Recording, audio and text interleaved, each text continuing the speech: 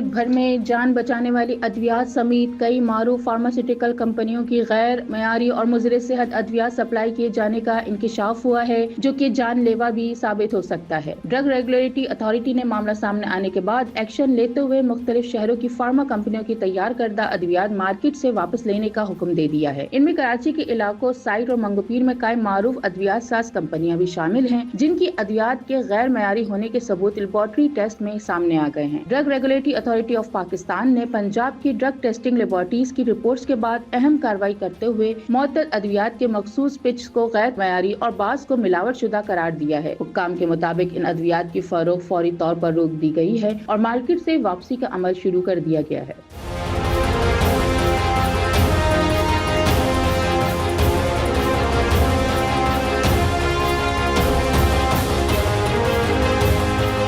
دل کے مریضوں کے لیے استعمال ہونے والی ایسکارٹ 75 ملی گرام گولی، جو کہ کراچی کے علاقے سائٹ میں قائم آکٹو لیبارٹریز لمیٹڈ تیار کرتی ہے، معیار کے ٹیسٹ پر پوری نہیں اتری۔ ماہرین کے مطابق اسپرین جیسی دوا خرابی دل کے مریضوں کے لیے خطرناک ثابت ہو سکتی ہے۔ الرجی کے علاج میں استعمال ہونے والی 3 مختلف ادویات بھی غیر معیاری پائی گئی۔ ان میں ڈیزی 10 ملی گرام، جو لاہور کی 27 کلومیٹر ریون روڈ پر واقع کمپنی میگا فارماسیوٹیکل لمیٹڈ تیار کرتی ہے، سپریزن 10 ملی gram Kot Lakhpat industrial area Lahore میں قائم سائپنٹ فارما بناتی ہے، اور روزن 10 ملی گرام جو علی رضا ریون روڈ لاہور میں قائم ریسکو فارما تیار کرتی ہے شامل ہیں۔ حکام کا کہنا ہے کہ ان ادویات میں امپورٹڈ ٹیسٹ کے دوران معیار کی کمی سامنے آئی ہے۔ جلد کے انفیکشن کے لیے استعمال ہونے والی کیناڈیکس اینڈ کریم بھی غیر معیاری قرار دی گئی ہے۔ یہ کریم کراچی کے نارتھ کراچی انڈسٹریل ایریا میں قائم ISI pharmaceutical and chemical work تیار کرتی ہے۔ لیبارٹری رپورٹ کے مطابق اس میں غیر ظاہر شدہ اسٹرائڈ مادہ پایا گیا، جو جلد کے لیے نقصان دہ ہو سکتا ہے۔ اس طرح کے انجیکشن استعمال ہونے والے پری سیول اسٹرال واٹر، جو لاہور کے سندر انڈسٹریل اسٹیٹ میں قائم فارماسل پرائیویٹ لمیٹڈ بناتی ہے،